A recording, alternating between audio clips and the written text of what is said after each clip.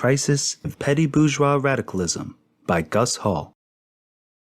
As the molecules in steel becomes agitated, it results in a red-hot metal. Through this process, the steel becomes tempered and purified. As the metal heats up, bubbles appear on the surface, and in short order, many of them disappear. Social and political movements, in a sense, develop in similar ways. When the social molecules become agitated, it results in mass upheavals, the waves of radicalization. Class contradictions and relations sharpen up. This propels the revolutionary process. It results in new levels of mass class and socialist consciousness. This is a speedy growth of movements and organizations. They also become tempered and purified in the struggle. Such is the path of revolutionary development. A product of frustration. But such moments also give birth to momentary political bubbles. As in steel, many of them also come and go. Some are serious movements that reflect momentary issues. They disappear when the issues are resolved. But others turn into petty bourgeois radical expressions, petty bourgeois reflections of the issues and the problems of the moment. Such movements are especially a phenomenon in periods when great numbers, new waves of people move into action. Like all sectors, the petty bourgeois strata tend to reflect their class position when they react to the issues of class struggle. They develop movements of great militancy. At such moments, they are a source of inspiration and militancy to other sectors, including the working class. But they tend to go for short-term tactics. When this does not result in victories, for some, the militancy, the enthusiasm, turns into petty bourgeois radicalism. It is necessary to make a sharp distinction between the healthy militancy and determination expressed by non-working class sectors and the concepts of petty bourgeois radicalism. Petty bourgeois radicalism is a byproduct of a sense of frustration. When concepts based on unreality are bounced back by reality, it results in frustration. A secondary cause for the frustration is the occurrence of opportunist, passive tendencies and problems in the ranks of other sectors, including the working class. The concepts, the ideas, motivating petty bourgeois radicalism are not necessarily wrong in the abstract. Those who follow wrong concepts, in most cases, are dedicated and sincere individuals. The concepts are wrong when they do not reflect the specific reality of the moment.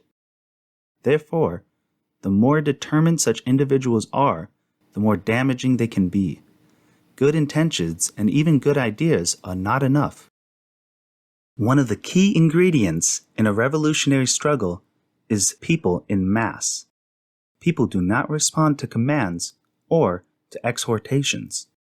They do not respond to ideas, even good ideas, if they do not see their self-interests involved in these ideas.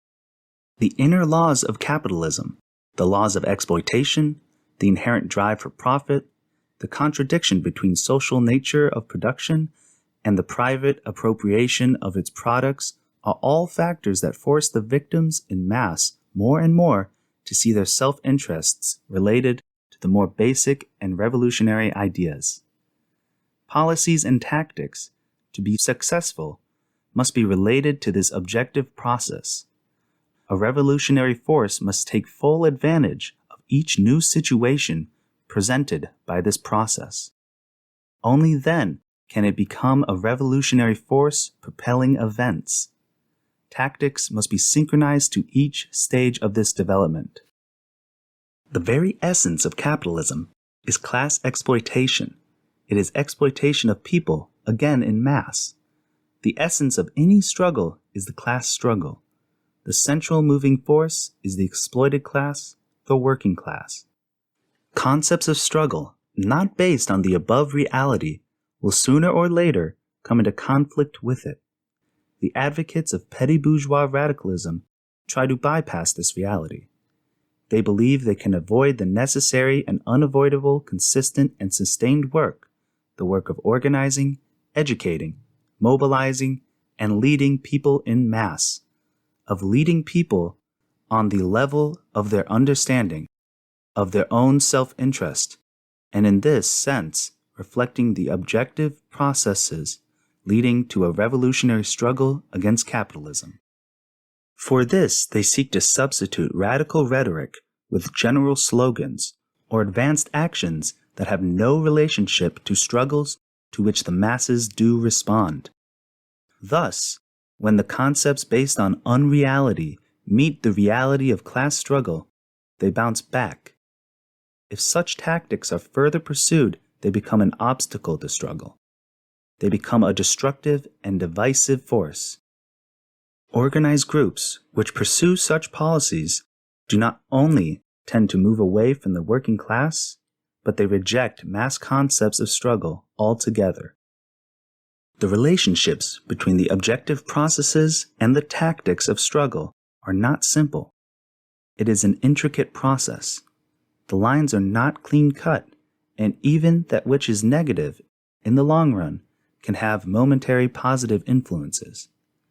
It is not always easy to draw the line between passivity that is motivated by opportunistic considerations and a judgment that is based on a correct, necessary tactical consideration. And it is not easy always to see the line between a militancy that is necessary to propel the struggle to new heights, or a necessary advanced position, or action by a more limited force, and ill-advised actions that alienate and separate the advanced force form its mass base. Petty-Bourgeois radicalism as a concept is now in a serious crisis.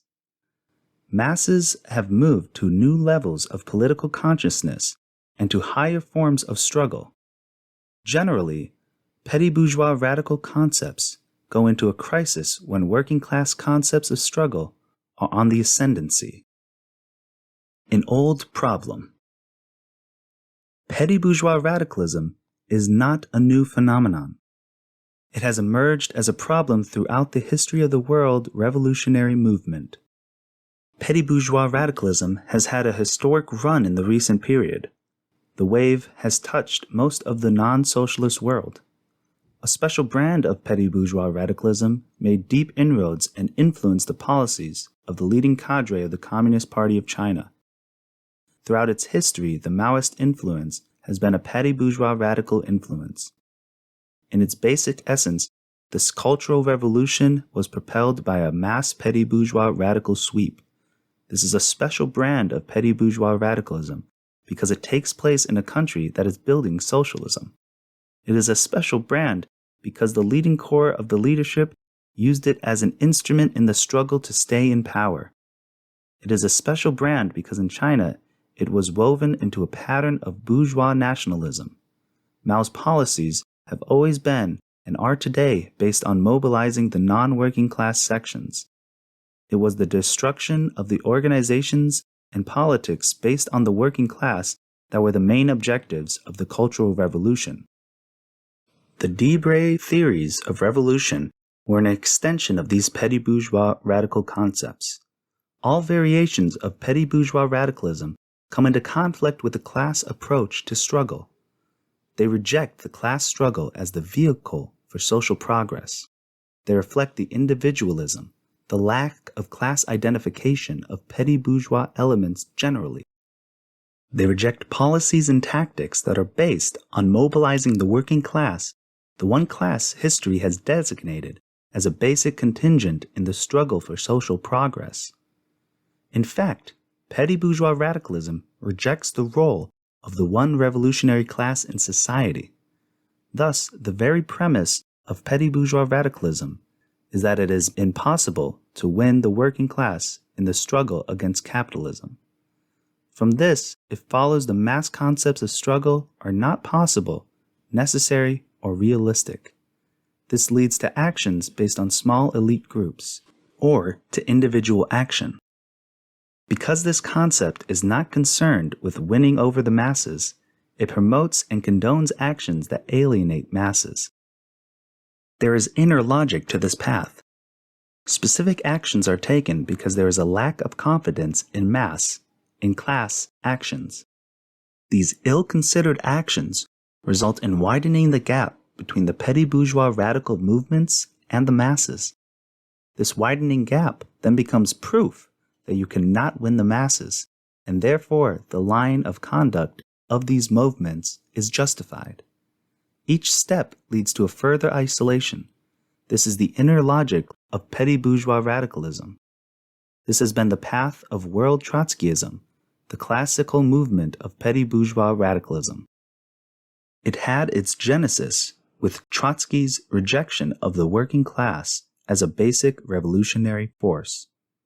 He also substituted radical-sounding rhetoric for the class struggle. Trotskyism has remained a worldwide petty bourgeois radical current. It remains a negative, a divisive, a destructive current. Because of its basically incorrect position, it is not surprising that in the very center of its work has been the attack, the slander, against a country where the working class is in power, the Soviet Union. When the working class either takes other paths of struggle, and when it does not move because of the influences of opportunism, petty bourgeois radicalism becomes a more serious problem. This also has its inner logic when results in such radicalism become an obstacle to mobilizing and moving the working class. Crisis and decline. As in the U.S., the world wave of petty bourgeois radicalism is now also in a crisis and in the declining phase of the present cycle. It is a world crisis of petty bourgeois radicalism. Its policies have come up against the realities of the class struggle. Masses have gained new experiences in the fires of the class struggle. They are now rejecting petty bourgeois concepts as divisive and impractical. The problems in the struggle against these concepts arise because they seem radical and revolutionary. For many who are influenced by such ideas honestly believe they are the most revolutionary.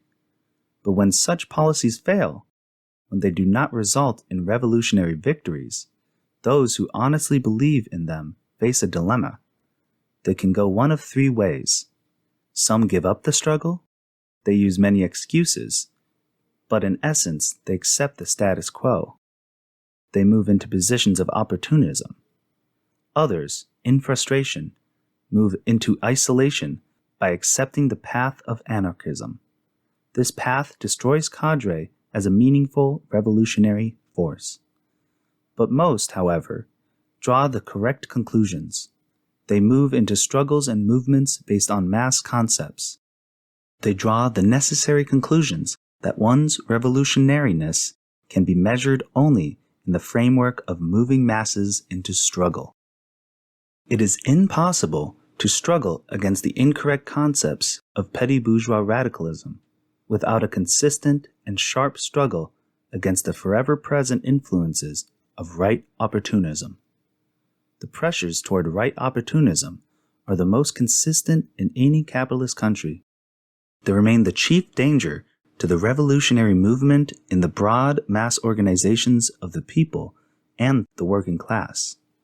It is impossible to conduct a successful fight against petty bourgeois radicalism unless there is a consistent, successful fight against the influences of right opportunism. Like all political currents, petty bourgeois radicalism finds expression in the form of specific groups. But like all political currents, it also has influences in most people's and working class organizations. In this past period in the United States, we have witnessed the appearances of numerous petty bourgeois radical sects. They are all now, to one degree or another, feeling the effects of the crisis of petty bourgeois radicalism. These groups include the various varieties of Trotskyism. They include the groups that emerge as a result of the continuous splits of the original forces of the students for a democratic society. They include those that emerge because of the disintegration and the splitting of the progressive labor group. In rejecting petty bourgeois radicalism, we do not need to reject or ignore the positive contributions many of these groups have made. We need not condemn individuals when we reject the concepts of petty bourgeois radicalism. Even in their best moments, they view their work with the working class as that of missionaries. They all tend to be anti-communist, and even more specifically, anti-Soviet. On these basic class matters, they join hands with the right opportunists. This factor exposes the more basic opportunistic side of petty bourgeois radicalism. Everyone knows it is easy to be a radical and even a revolutionary as long as you are anti-communist. The enemy is never too disturbed by the most radical speeches of anyone who remains ideologically tied to capitalism by means of anti-communism. In this sense, petty bourgeois radicalism does a very special favor to capitalism because it covers its anti-communism and anti-Sovietism with left radical phrases.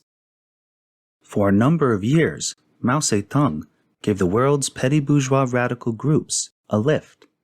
These groups turned to Mao because his thought is the most rounded form of petty bourgeois radicalism. That it also has its anti-working class and rapidly anti-Soviet features, of course, is no surprise.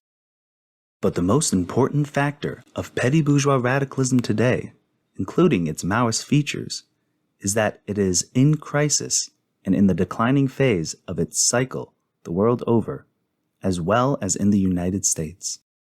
The easy catch-all slogans have turned into empty rhetoric. Much of the motion has turned into bubbles that are now disappearing. When the hothouse schemes of instant revolution meet reality, they burst like bubbles. When this happens, petty bourgeois radicalism blames its failures on the working class.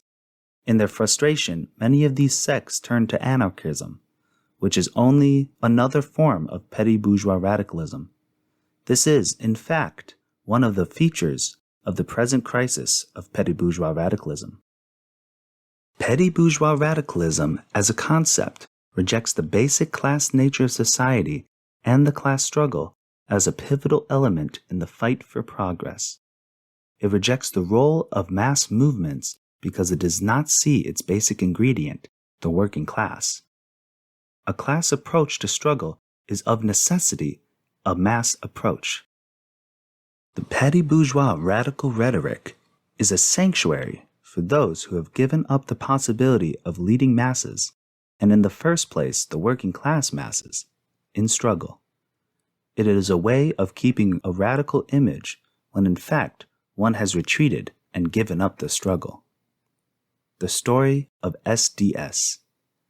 The SDS had its birth in the ideological chambers of the Socialist Party. Its present crisis can be clearly traced to the petty bourgeois radical views that it inherited from the parent body. This is not to negate in any way or detract from the positive contributions of the tens of thousands of young people who have come into the struggle and into the Communist Party through the activities of the SDS. This organization went through many stages of development. It moved from its open anti-working class position to accepting the role of the workers. But even then, it saw that role only in relation to the SDS being the missionary, enlightening the people called workers. The SDS never did understand the role of masses as the key factor in struggle.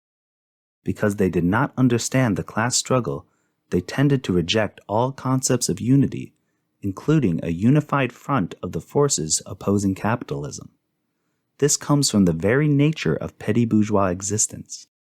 These sectors do not see themselves as being exploited or oppressed as a class. They do not react to oppression as a class. Unity, a unified front, are class mass concepts. The SDS, even in its best days, rejected these concepts and tended to organize their own actions, asking others to join them or support them. When they could not have their way, they very often boycotted many important mass actions against the U.S. aggression in Vietnam. Under pressure, they constantly slipped into anti-communist positions. Petty bourgeois radicalism, by its very nature, its class essence being, as it is, that of a group between two basic classes cannot for long sustain a united organization.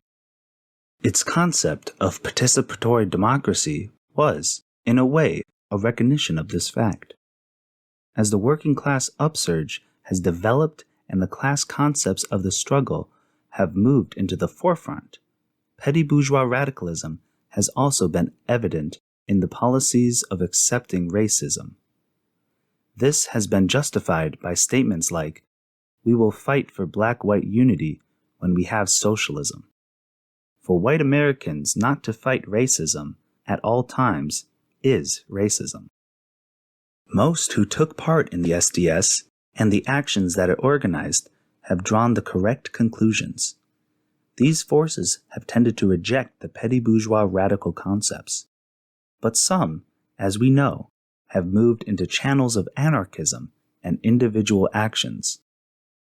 When one is convinced that mass struggles will not achieve results, anarchistic actions seem a realistic way out. Fictitious communiques from the underground, threatening violence, are infantile. Acts of individual terror at a moment when mass actions and movements are possible and necessary are actions in the service of reaction. They are damaging to the revolutionary movement. These communiques from the underground and other threats of violence become the most convenient cover for acts of violence by police provocateurs, by enemy agents. Police agents blow up buildings, but the blame is placed on the left radical movement. The fictitious communiques from the underground, threatening violence, become the canopies under which the enemy conspires to create new Reichstag fire situations. Another of the petty bourgeois radical groups, now in crisis, is the group called Progressive Labor. It got a start as a splinter from the New York City Communist Party. When the Supreme Court upheld the McCarran Act and said the Communist Party was ordered to register its members, finances, and officers, a small group of the party panicked. The party overwhelmingly decided to stand up and fight. This splinter group was a part of those who fought for a policy of liquidating the Communist Party. They called for its dissolution. When the party rejected this, they set up their own little group, but right from the beginning, it was stamped with their opportunism. Their liquidationist, opportunistic tendency continued in their own organization. They tried to hide and bypass the anti-communist barrage from the enemy behind a name that said nothing about socialism or communism. Opportunism has been their hallmark. Now life has caught up with their brand of petty bourgeois radicalism. It has remained a sect becoming ever more isolated, and now the sect has split asunder. The basically opportunistic approach of progressive labor led it along the path of rabid anti-Sovietism. This is opportunism because it is a concession to the central ideological pillar of U.S. imperialism. This same opportunism has led progressive labor to compromise with the same struggle against racism under radical phrases and even in the name of the working class. It has followed a policy of accommodation and conciliation with racism. Because of its racist and white chauvinistic practices, the Black and Puerto Rican members have either been expelled or left the group. The various Trotskyite sects continue as of old. They continue their splitting tactics in our mass movements, as it is clearly shown in their latest efforts to set up a peace movement under their own control. Momentarily, some of these groups have made some gains. They are carefully covering up their real Trotskyite policies. But the Trotskyite sects are also in crisis. They are also isolated. Their splitting tactics in all movements flow from their basic petty bourgeois radical essence. Working class consciousness leads to the concepts of class unity. It leads to rejecting tactics that lead to disunity. Petty-Bourgeois Radicalism does not see the concept of class or mass struggles. From this, it follows that it does not see the need for class unity. It reflects the individualism of its class nature.